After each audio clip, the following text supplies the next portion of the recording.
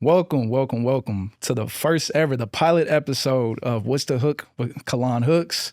I'm your host, Kalan Hooks, and for our very first guest, he really needs no introduction, but because he's here, I'm gonna give it to him anyway. Hailing from Atlanta, Georgia, this brother, man, he's changed the way R&B, neo-soul, music in general is produced, how it sounds, how it comes together. He just recently dropped, his banger album, Inside Out, got a film to go with it. And I mean, y'all, he's changing the game constantly evolving every day, y'all. So without further ado, I got my guy Flwr Chyld in the building today. My guy. Thank you for having me, man. Hey, it's a pleasure, man. Of course. It's a little rainy day in New York City, but hey, we got you here. Yeah, it wasn't too crazy, a little drizzle. Yeah. Just a little here though. Yeah. Hey, you got the drip on though. I see the rain left on your shoulders. Listen, I thought about this because I went to like my local coffee shop. She was like, the barista said, "Do you not have like a jacket or something?" I'm like, no, I got my umbrella on me. I got the whole route planned. Yeah. Like, I'm gonna get to the train unscathed, no water on me. I'm gonna get on the train, and because it's right off the J Canal, I'm like, yeah, it's like 2-minute walk. Even if it is pouring, I'll be fine. No. So yeah, I always think about like functionality when I leave the house. Like, because if it was pouring, I would have came in something totally different. But yeah, I thought it out before I did. Hey, I was about to say, dog, I ain't seen no forecast. I ain't seen no rain in the forecast like a week ago, but now I think you did it, dog. Hey, man. Oh man. So man, real tremendous success, with the latest album. And so I want to congratulate you. Thank you. Man. I appreciate it. It's something that's really resonated, with R&B lovers, neo soul lovers, down to the heart. When I heard it from my first time, I was like, dog, like I was on the phone with my mom, so I'm like, yo, this is no stops. You sent it to moms? Yeah, to my mom. Okay. She's a huge fan too. I love hearing that. Like, cause I don't know, you kind of know the age range of like, I guess the demographic of the people that listen to your music. But when people like my parents' age pull up to shows, that's love. That lets me know like I'm really like, I can do this for a really long time, because it's palatable and a lot of people can resonate with it outside of just, the 22 to 34 age group, So yeah.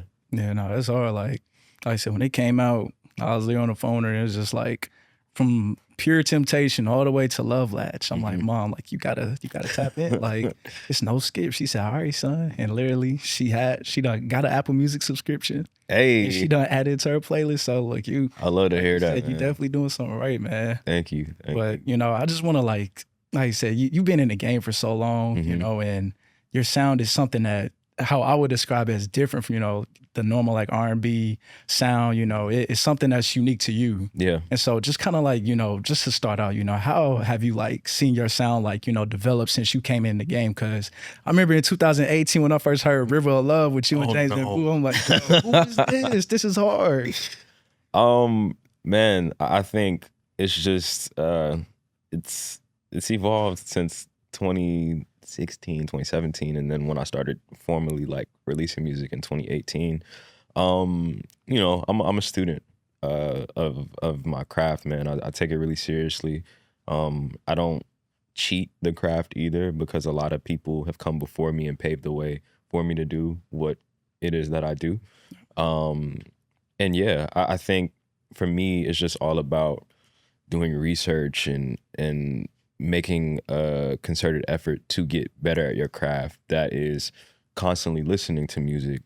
And outside of that, I've learned to take time to do things outside of music because that always is kind of like a driving force in terms of my inspiration. So I think about just going to different countries, being able to tour, and just soak up a lot of different energy. Outside of just, like the, I guess, research and what am I trying to say? The research and educational component of it, I think all of those other factors are equally as important to your development as an artist. It's just life experiences when you're traveling, when you're touring and doing all these things that all pour back into the music.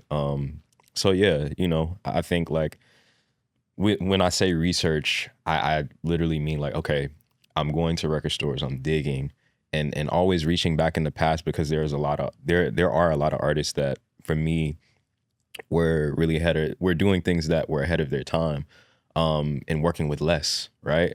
So for me, it's like I have all these tools at my disposal. So it's like, how do I kind of not necessarily like emulate what they're doing, but how can I take this influence and make it my own, from the music that I love.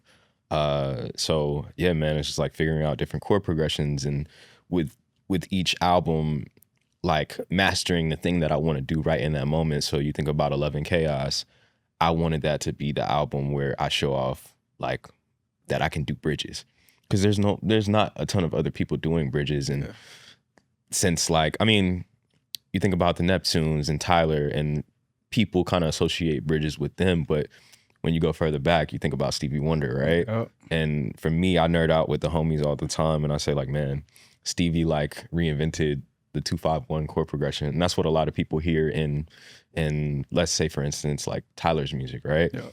And so for me, I think like we all kind of reach back to the past. Like obviously he's a huge Stevie Wonder fan. I am as well.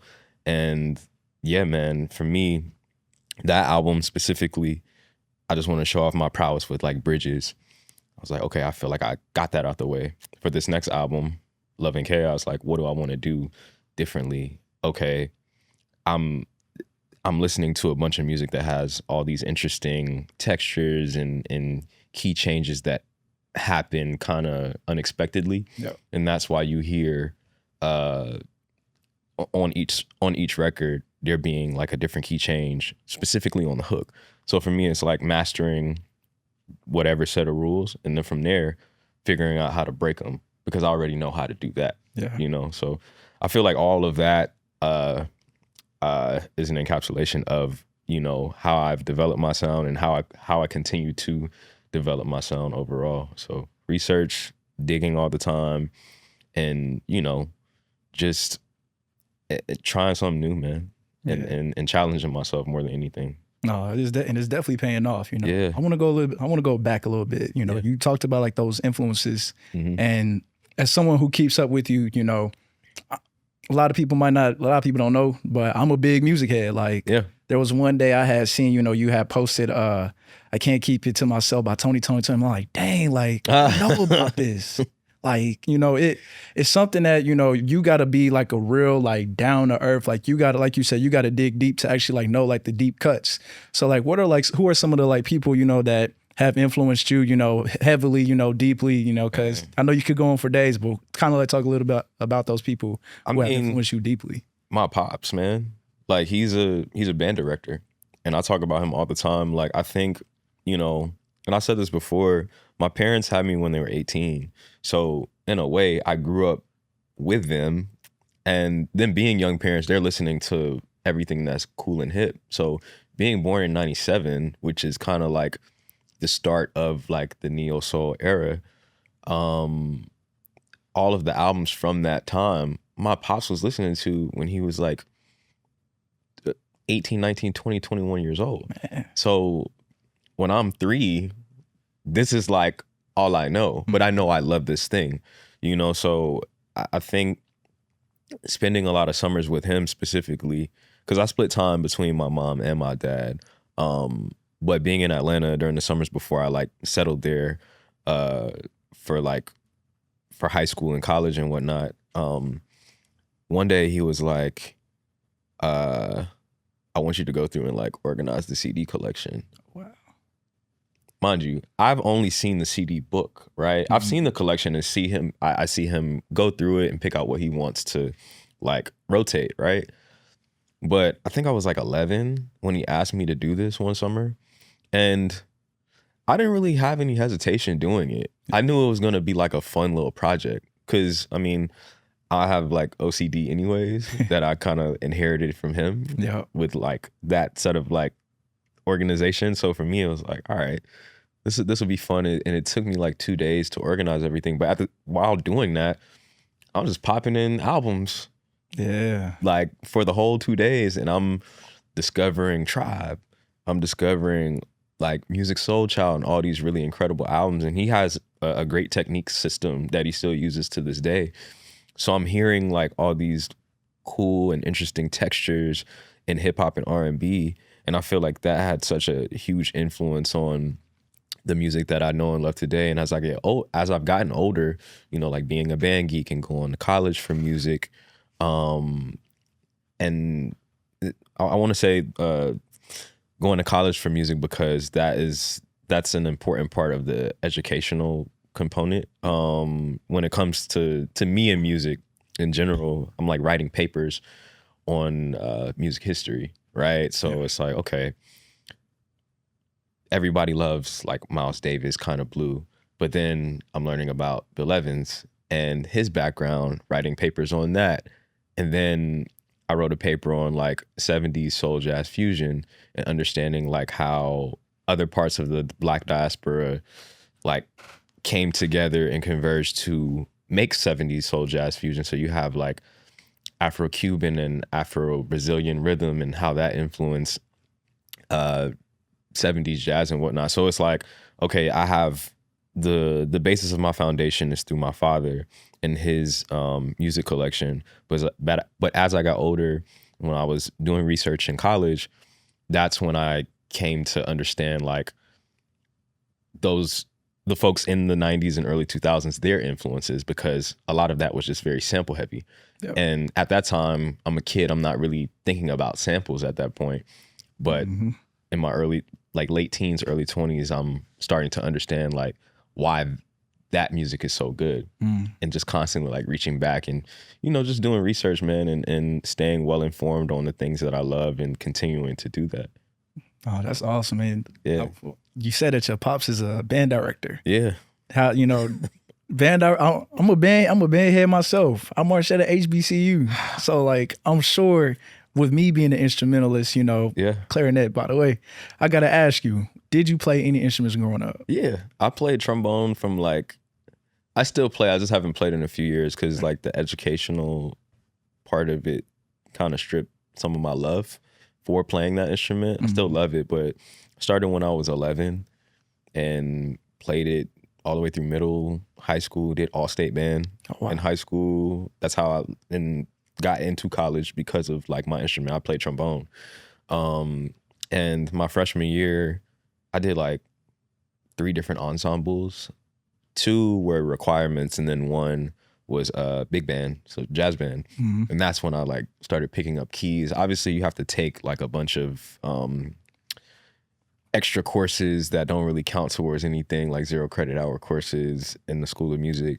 But yeah, I think all were really important for like my development and growth. But besides that, that's where I picked up keys, and that's where I grew a love for like that instrument, specifically like piano. Yeah. And yeah, that kind of became the foundation for, you know, my production style and whatnot. So yeah, man. Oh man, this is awesome, man, because look, a lot of people like I don't think people understand how important it is, you know, or even how useful and helpful it is, you know, to train like your ear when like being in an ensemble, when being in a, you know, in a band, because, you know, you're training your ear essentially to like, you know, all right, like this is a little, you know, this is a little flat or this is a little sharp. So I got to like, you know, tune it a little bit and it just translate over, you know, to when it comes to, you know, finding music, like you kind of like pick up on like, okay, I like this. I like the way this sounds in this key. This speaks to me, you know. This melody, this chord is just something that is, you know, it speaks to me. So that's a lot of people don't understand like how like important that is, or how, you know, that even works. Yeah, I think all of that is super important to just a musician's development. I know I was kind of like not necessarily talking down on the educational aspect of like music, but it's so important. To just like at least my understanding of how things come together, because if you're playing a wind instrument, a monophonic instrument, you are contributing to like a larger thing. And then, you know, majority of my catalog being a collaborative thing, I understand like how all these different moving pieces need to come together to make the big idea. Yeah. So yeah, shout out all the band geeks, man. Shout out all the band nerds. No, facts, man. So like, going, along that time, you being in high school, you being in college, I guess that's around roughly It's like 20. I graduated high school in 2015. Yeah. So 2015 to 2019, I was in college. Yeah. So yeah, I think I was in high school at that time. Yeah. It was some good years. It was some real good years. So like, during that time, like, who were some of like the artists, this is also like too, like right when you almost like get started with your actual like music career. Yeah. You said 2016.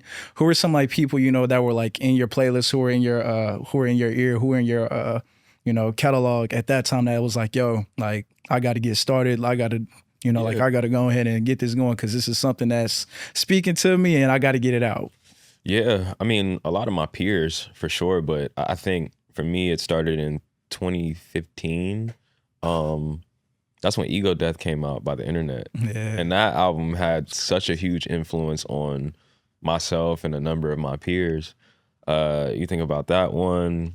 I think moving to like 2017, this is a real deep cut, but like listening to like Sarai, Creative Partners, and a lot of folks from LA specifically. That's just kind of how it happened. I'm trying to think what else was I listening to. I mean, Glasper is always going to be in the rotation, man.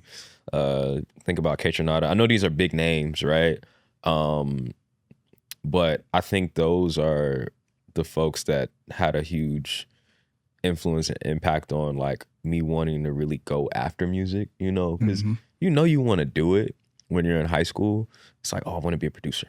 I want to do this thing. But when you see other people do the thing, you figure out ways to actualize these ideas in your head. And yeah, man, it was just a lot of those folks. Of course, Tyler as well. I'm trying to think, who else? Yeah, ton of my peers who I know today.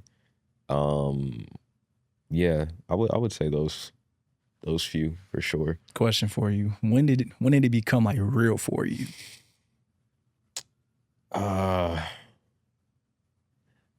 Real in the sense that I was not gonna take no for an answer in terms of like chasing this thing. Probably 2015, my freshman year of college. I was like, I had a conversation with this guy at this spot, Cookout, that everybody knows in the South. Like, we used to be in there all the time, man. But it was me and two of my best homies.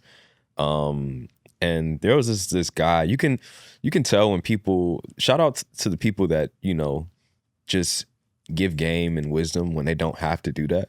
This guy in Cookout ordering his food. He's like, y'all go to stage or to stay. He's like, yeah. And just started dropping game. He was like, what y'all do? We tell him what we do. He's like, I'm an author. He's like, where some of the greatest ideas are? We're like, nah, where? He was like, the grave. I was like, wow. Mm-hmm. He said that, and then he said, if you have a plan B, you're not serious about your plan A. Wow. So my plan B, C, D, E, and F were all my plan A. And that's kind of when, I knew I wanted to do this thing since I was like 11, 12. But from that moment, I was like, okay.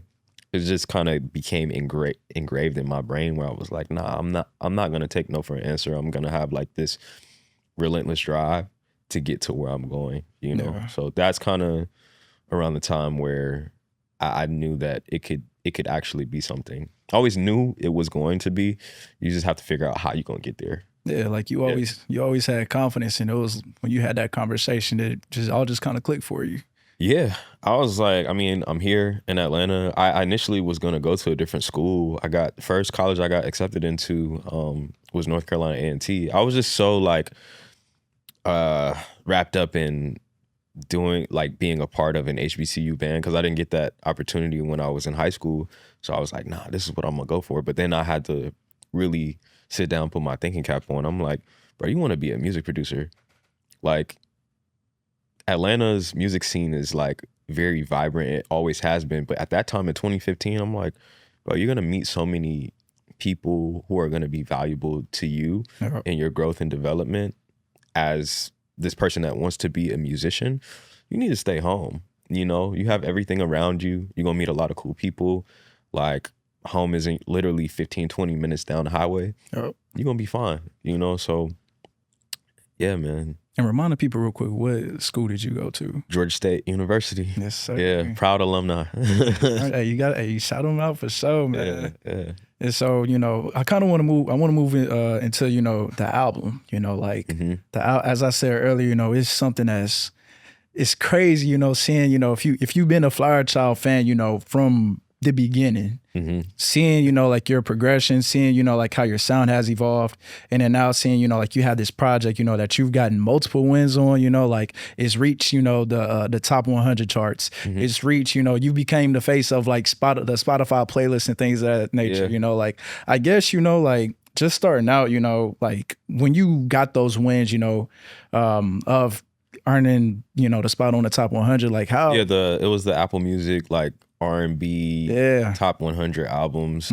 But finish your question. No, I was just gonna say, like, you know, how did that make you feel when you earned that accolade, and then two, how did you plan to like keep that momentum, you know, going, and especially with, you know, your new album coming out? How did I feel? I felt really good, honestly. Cause my whole thing is like I don't care about that stuff. Yeah. Which it's validating. Let me say that. Yeah. It's validating when you get those wins. Like my main source of validation is from my peers and my loved ones and the people that have bought tickets to shows, making them feel something like where they're actually resonating with the music. They're like, yo, this changed my life, or like this helped me through a like really difficult time. That's why I do it. I don't do it for all the other things. I think it's really just like cherry on top, you know what I'm saying? But it does, when you see it, it's like, oh wow, like you are in that conversation with these other people in R&B, but you did it in a way that was unapologetic and true to who you are. And it was honest music that you were putting out.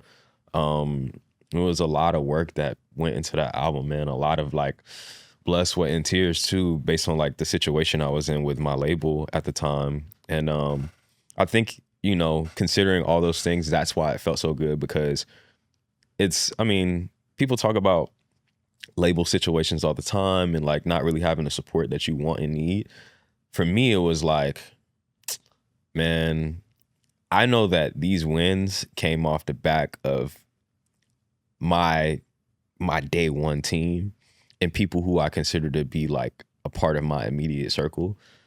That's what makes those wins feel really good, because it's like, man, everybody that had a hand in making this album come together on the creative aspect of it, like that's for us. Yeah. You know what I'm saying? And for me, I've been doing a much better job of getting out of my way when it comes to accepting those wins and not getting back to the work immediately. Yeah. Take time to really like soak that energy up. It's important. Yeah. And you know, I think a lot of people in music, we can become robots sometimes. It's like, all right, what's next? Yeah. But that was a moment where I was like, nah, there was a lot of time and commitment that went into this album.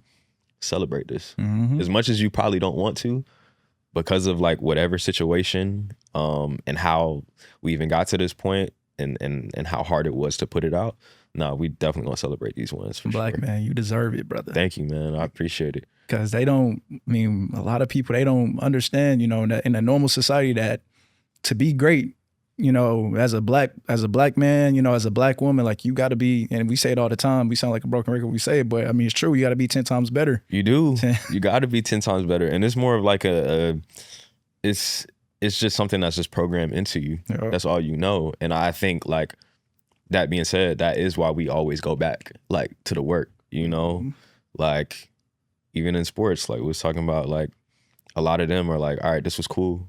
we getting back to it though. It's like, nah, enjoy that win. Yeah. Because you don't know if you're going to get that again. No, real, like, So, yeah, it's crazy. Like, I mean, sports, life period. Like, you know, we get, like you said, we get those wins, and it's, you know, sometimes you're so focused on like, all right, like this feel good for like the day, and it's like tomorrow you go to bed at night, you wake up the next morning like, all right, like I want to feel it again, but it's like how I'm gonna feel it. But yeah, like it's important, you know, like that's something me personally that I'm like learning in, you know, my profession is like, all right, like when I get those wins, like for example, I did a story in January, like probably like the biggest story of my career.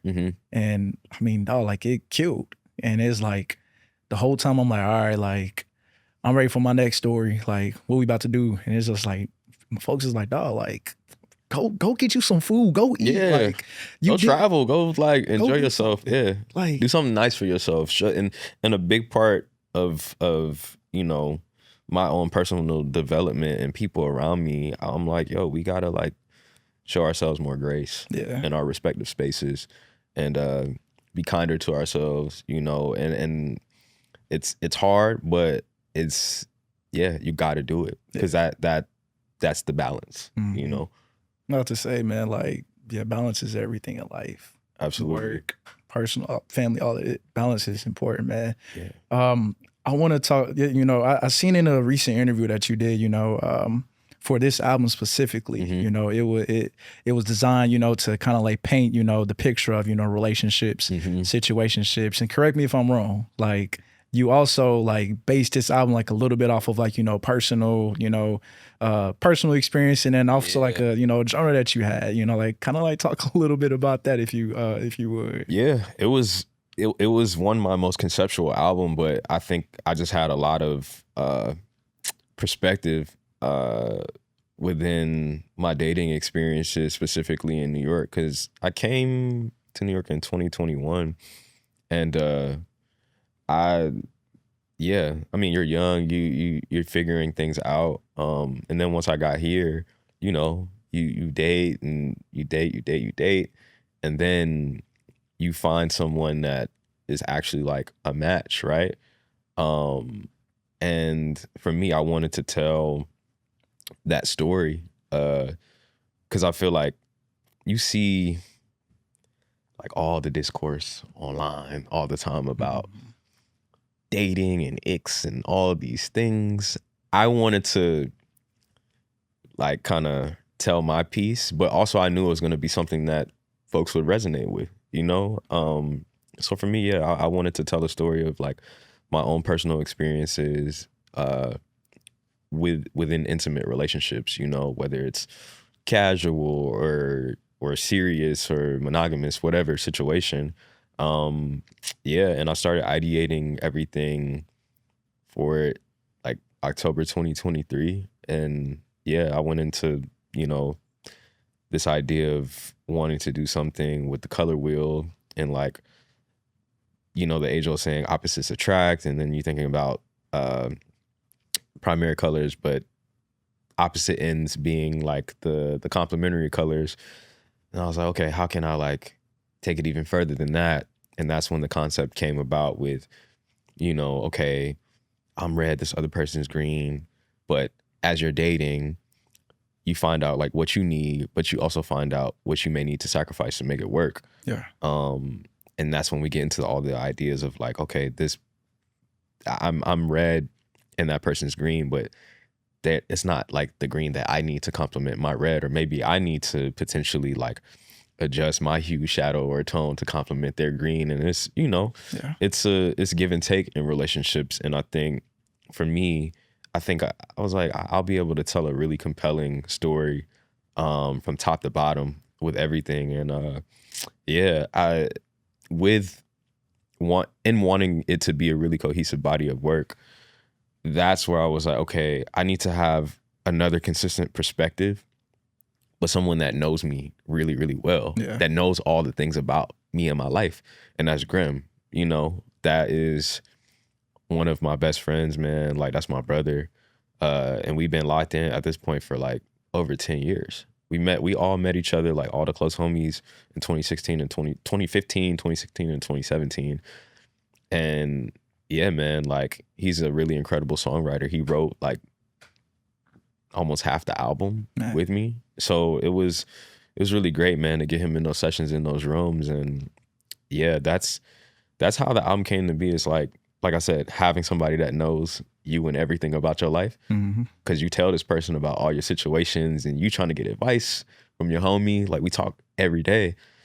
So yeah, that's pretty much how everything came together with that album and me wanting to tell a really interesting story that was reflective of the things that I was going through and things that you still are going through. Because Love Latch talks about like there's all these oxymoronic titles, and then Love Latch is the only one that's not. Yeah. And that was the goal there. It's like, okay, I found the key to like her heart, so to speak, because it's the opposite of pure temptation. But there is still a question mark at the end of that. Because it's like when you're dealing with relationships, yeah, I found my person and my partner, but shoot, it's a thing. It's going to be a story of like, okay, what's the follow up to that? Yeah. Did you find your partner, and do you have more to say? So that's the era I'm in right now. Man, it's crazy that you say that, because it's like now you see how like the progression of like the album, like you say, you start off with pure temptation. There's nothing pure about temptation. Yeah. And the way that we were talking about it, it was just lust. It's nothing pure about that. Like, dude, it's like you go from that, then it's like you skip all the way down to like, oh my gosh, pure imperfections, and you go to reasons why, and then my favorite, Summerfall, like, you know, like that's a kind of like double meaning in and of itself, like, because it's 2 seasons. Yeah. And we're going into like, summer is just a very vibrant time. People are outside, and then fall is like when we start going back indoors. And we wanted to tell a story of like just reminiscing on times, but also understanding like, all right, this ain't gonna last, and everything kind of repeats itself. So yeah. I do. It's crazy. Like, I guess, you know, going off of that, you know, you talk about Love Latch, which, you know, by the way, is like banger, my absolute favorite. Like, I mean, everything, if you play that with your eyes closed, oh my gosh. I was trying to create a world, man, something that people could really immerse themselves in, for sure. Yeah. So like, I guess going into that, you know, like almost every song on the album, you know, has, you know, some sort of like lyric to it, some sort of, you know, there, whether, you know, an artist contributing or, you know, even yourself, you know, like that was one of the songs that was just like, it's instrumental. Like what was the thought process behind that when creating Love Latch? I wanted to do something that kind of like settled dust. It's like we have all these different perspectives, like Inside Out being the title track. It was like, what are you gonna say to follow that up, right? And also this, I mean, when you have a label deal, you have contracts, you have commitments, you have to like meet, right? So for me, it's like, all right, I need a 13th track, and I also need to extend this album by a few minutes. Yeah. Because I think I was at like 35 or something. And that's when I added like the hidden track on the instrumental. You get that dead space, and then that shaker comes in, lets you know it's like, okay, it's not over. There's a little more to say. Yeah. But with Love Latch, there were a lot of FaceTime calls between me and Grim with like writing that one. Because you want to close the album out really strong. And the narrator, like, I wanted that woman's perspective again, but it's my perspective, but like being voiced through the sensuality of a woman. Yeah. And that's the only way that would have been able to like come together. But yeah, it's like you want to find peace. You want to just continue to build with this person because you have all this perspective leading up to this moment. This is kind of like your closing idea. You know how to kind of wrap this story up. Yeah.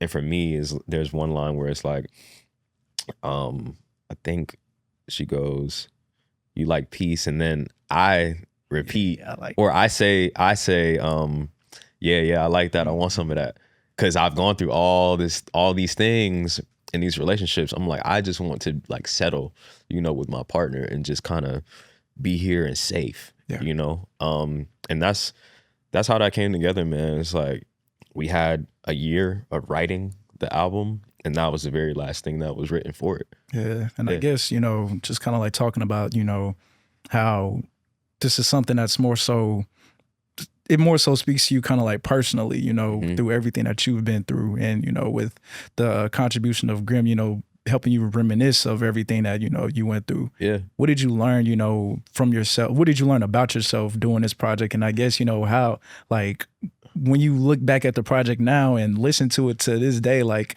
what does it speak? How does it speak to you? So relationships wise, I learned that I'm still learning, and I learned that I still have a lot to learn in relationships, and that I'm not perfect, and I also can't have that expectation from my partner to be perfect either.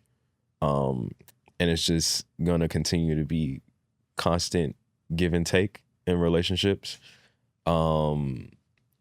That I think that's the biggest like thing I took from the album. Yeah. No, fact. There's a lot I want to say, but I'm like, I'm gonna close that there. Close that loop there. No, for sure. And I mean, I guess since we're on the topic of dating, Yeah. we in the Big Apple, New York City. And I know I can say it for myself too. It's hard out here in these streets, big dog. It's very hot. I'm about to say, I guess, you know, how to, you know, with this album and everything that you know, that you just talked about, outside of that, you know, what do you see, you know, the state of, you know, how do you view like the dating world today? Like, what do you see in the state of it? Because for me, it's hard, you know, like, it's tough. I think we all could benefit from having a higher level of awareness and accountability for ourselves. Yeah. A lot of people don't move with accountability and can improve their awareness through better communication. That's why we have the problems that we have, because a lot of the time people can become very reactionary and not like sit and process things before they have a conversation. And a lot of things can be settled with a conversation. And yeah, I think, we're in interesting times, man. It's a lot going on. It was a crazy winter up here. Coming off the tail of that, man, it's I've had a crazy weekend pretty much every weekend since it got warm consistently. And yeah, I'm having a good time personally. It's fun, man. I think like with dating, I think here in New York it's hard because a lot of people probably don't move with the best level of intentionality. Yeah. But again, that just boils down to communication. It's like, hey, this is where I am right now. And I think there's a way to do it without being, you know, manipulative and where you end up hurting people, you know. I think overall, as long as we all communicate and approach things with care and treat each other like humans, I think it will be fine. And for anybody that is looking to date intentionally, it's trial and error. It's literally trial and error. Is you might think this is your person, but they might not be there quite yet. And then, you know, you got to make a decision on whether or not you want to pivot and go somewhere else. You know what I'm saying? Mm-hmm. Like love will also find you too, you know, every single time. I know a lot of people might not think that or believe it, but, you know, I think if you continue to chase after something so aggressively, it won't find you, you know? Yeah. What's for you will be for you in anything in life. Yeah. And in intimacy and relationships, what's for you will find you and you'll find it. It's all about timing. It's trial and error. You gonna get hurt, but that don't mean you gotta hurt the next person as well. So take your time, like be intentional, communicate well, don't be reactionary in situations, and I think we can all kumbaya. Yeah, this brother dropping gems today, man. Flwr Chyld, the dating specialist. Oh man. But I also want to talk a little bit about, like the film too. Like Yeah. the film, oh my gosh. Thank you, man. That mo- I mean, expanding your roles, director, artist, producer, like come on. Yeah. Killing the game, man. Thank you, man. Like, I guess, when it comes to like, the film in itself, like what was the thought process behind that? Of like, you know what? We got this dope project, we got this dope album. It's like LeBron James. I got a film. Here go 2 more for you. Like, what was the thought process behind that?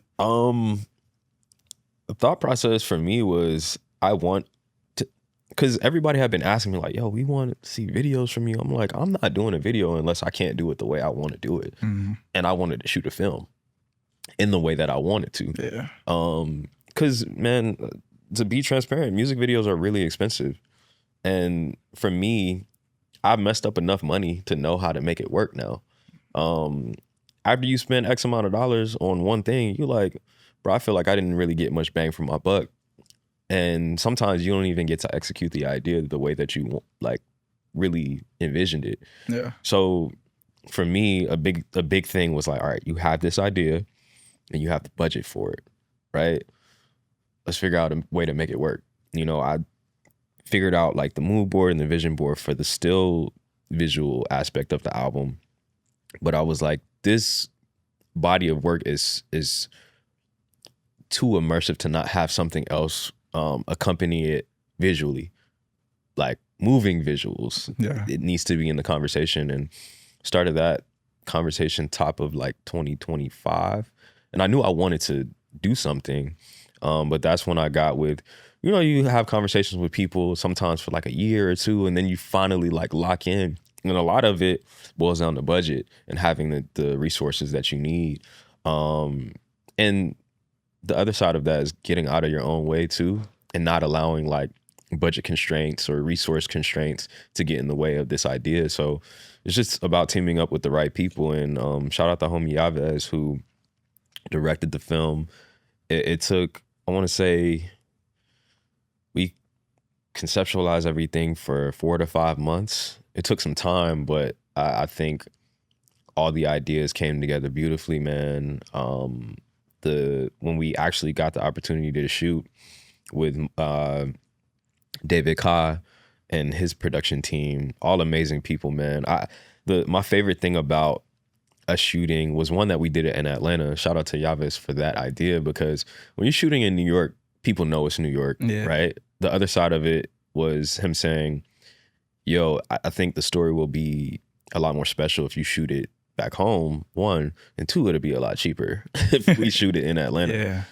So yeah, man, took 6-7 months to actually get it off the ground. And then once we shot, the production team was just amazing, top to bottom. They all were so grateful to be a part of the process, man. They just loved the vision, and everybody wanted to really see it through and execute the idea. And I was more than grateful to have everybody on set for those 3 days. I feel like I made some like lifelong relationships from that, and I feel like that just speaks to just having intentionality behind what you're doing, and not just like doing things for the sake of doing it. Yeah. And yeah, man, it was a great day. Shout out to all the cast members that came through, all the beautiful women that wanted to be a part of it. Shout out to homie Dowda, who was the lead actor. Everybody who I asked to be a part of it was just down. They're like, yeah. Shout out to all the homies that, lended their spaces to us. Malo in Atlanta, Omar, shout out to you for allowing us to turn your club into the strip club. Yeah, man, it was a lot of fun. And I feel like all of those ideas came together beautifully and were a direct reflection of what was happening musically. Yeah, man. Well, I say there was also like, a lot of like, there was some symbolism that I kind of like peeped in the film too. Mm-hmm. Like, for example, during Reasons Why, like they're getting into the argument, and it's like, they come home with the roses, and the roses are alive and well. Then it's like, as time just like goes, like you just peep like the roses are like dying, and it's. Thank you for peeping that. I mean, it was very intentional. Like part of it, we had to make it obvious. Like, all right, you see the fresh roses, and then we kind of like throw it in there really quick and kind of like match it to the tempo. Yeah. And that was interesting too, how we had to make that work. I told my manager, I was like, bro, I need you to buy roses 2 weeks out. Then I need you to buy roses like a week out. And then I need you to buy a fresh set of roses the day of the shoot. That's crazy. To show like that continuation of them dying over time. That's genius. Yeah. It was like, how are we gonna do this? It was like, oh damn, you're gonna have to like buy roses this day, then this day, then this day. But I'm glad you caught that, man. Like that was a very intentional idea that we had, where it's like, you know, everything is all peachy in the beginning. And then as relationships go on, sometimes if that spark fades out, and that those flowers were a direct representation of that, you know? Was there any like other like hidden like symbols in the film? Yeah, I think like the general consensus, because we screened it in Atlanta a couple months ago. For me, and we screened it for this festival that the homie runs in Buffalo.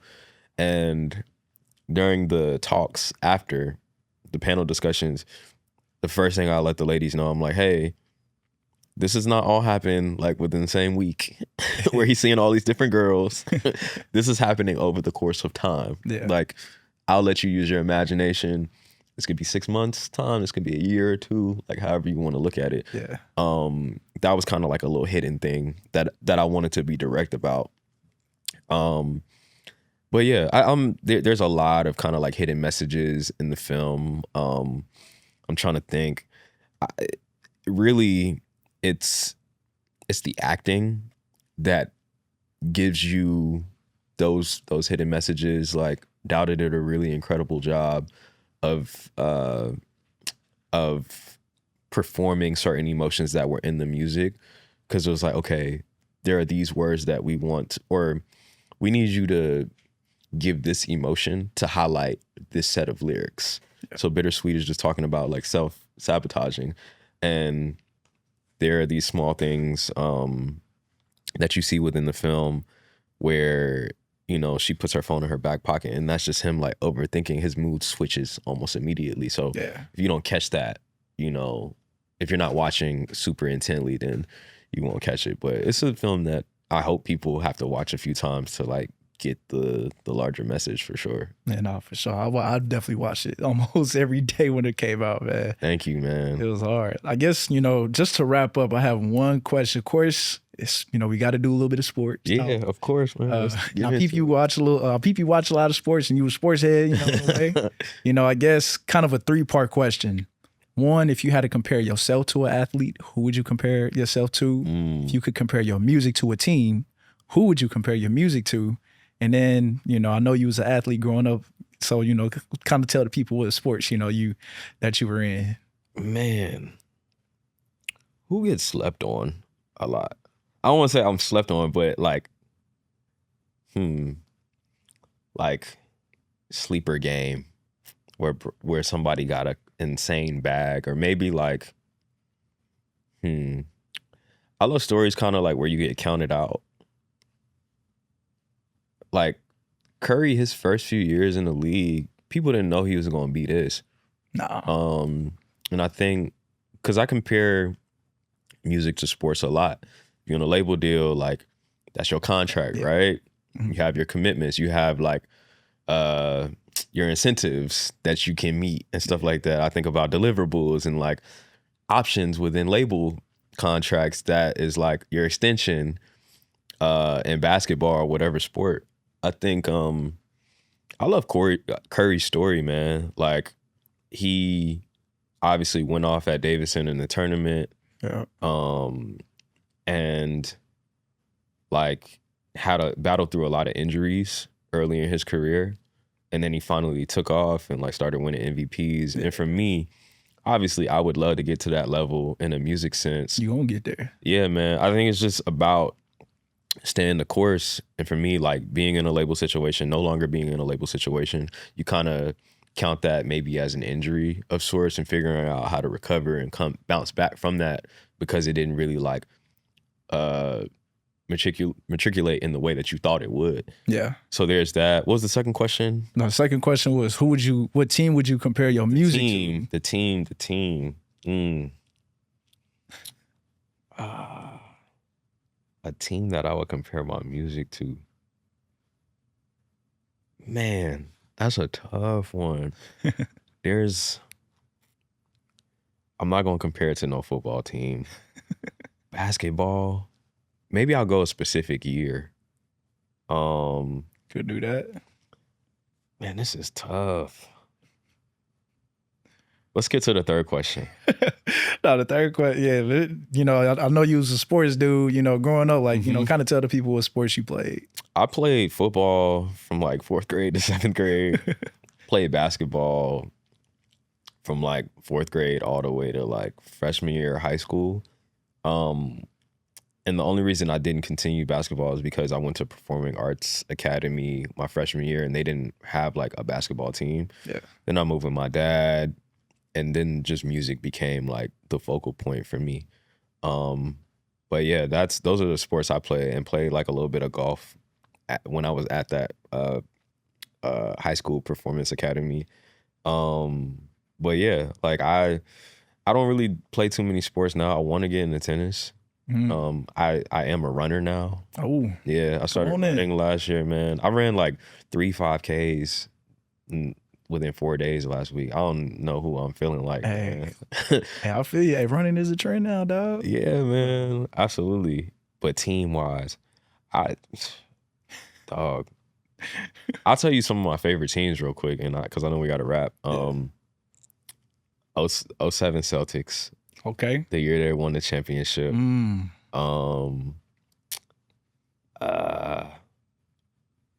gotta go with the Heat, man. What year though? The year they beat the Spurs. That was the Ray Allen corner three. It was. It was, man. That iconic, man. Yeah, man. And like newer teams, I can't we have more balanced basketball then. And I would like to think my music has a lot of balance. Yeah. And it's just not like 53s a game. So I don't want to compare it to any team today because a lot of them look the same. They all have their things that allow them to get over the hump and win. Yeah. But I prefer like balanced hoops. I love it. For sure. Ethical hoops. Ethical hoops. No foul baiting. Nah, for real. Hey, man, I really appreciate your time today, man. Sitting down and talking with me, man. Of course. Thank you for having me, man. This was fun. Yeah, for sure. This one for the books. Yeah. Everybody, y'all can stay. Y'all can comment, subscribe, like, share. Send to your homegirl. We're gonna be doing more of these. Again, I'm your hook. I'm your host, Kalan Hooks, and this is What's the Hook with Kalan Hooks.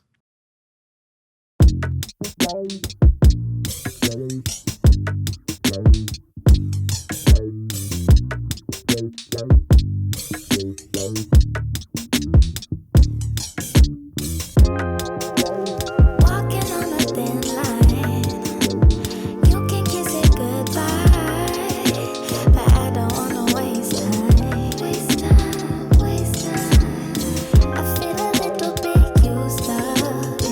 You couldn't handle the truth now.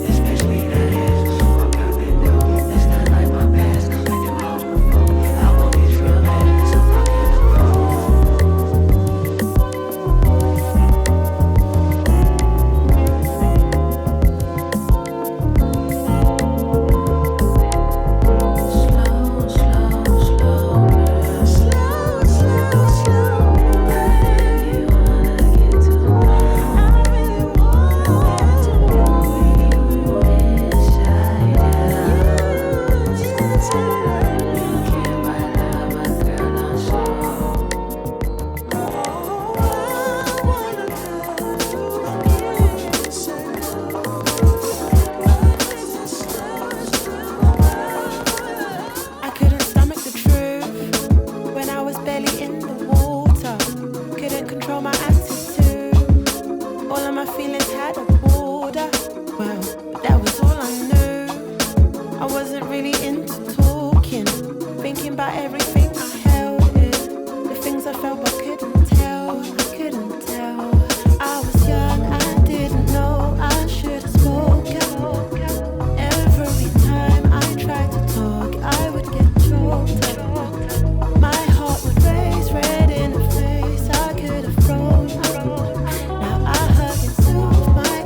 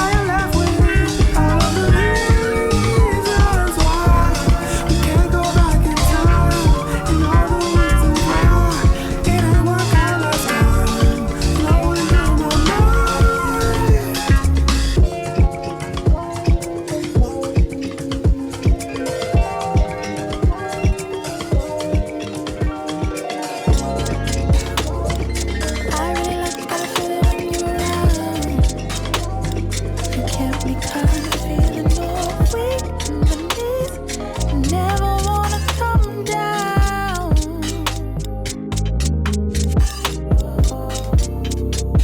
And I've been looking for a way to tell you just how. I never felt myself when I'm with no one. You seem to bring the best of me out. Not much I can say. Really love how I feel when I'm all in your space. Feelings run over, got me losing track of days. Got me feeling brand new.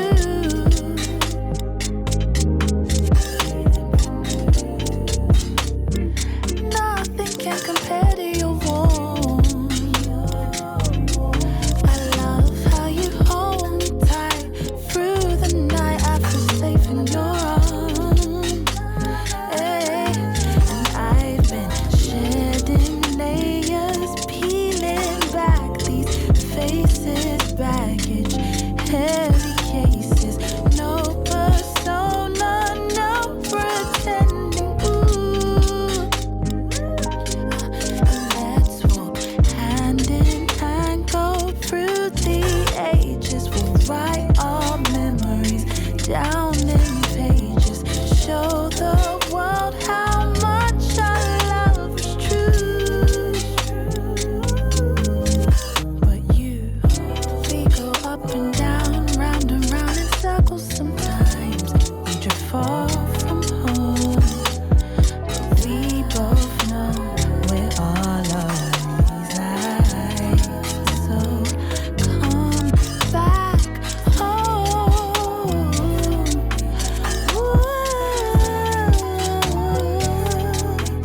Hey, we both know where our love resides. So come back home. Yeah, whoa, we both know where our love resides. So come.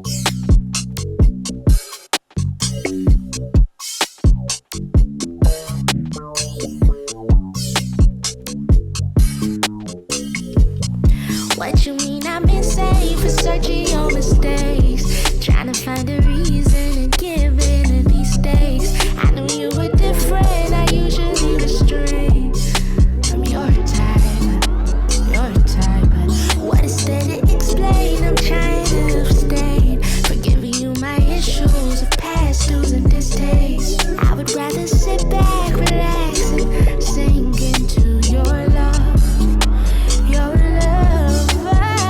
Excuse my eyes to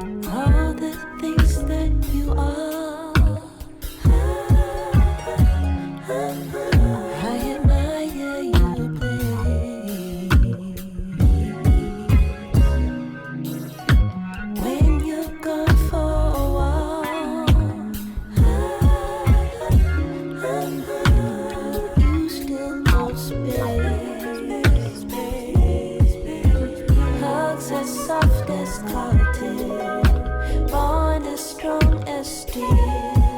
This love don't come as often, a love that feels so real.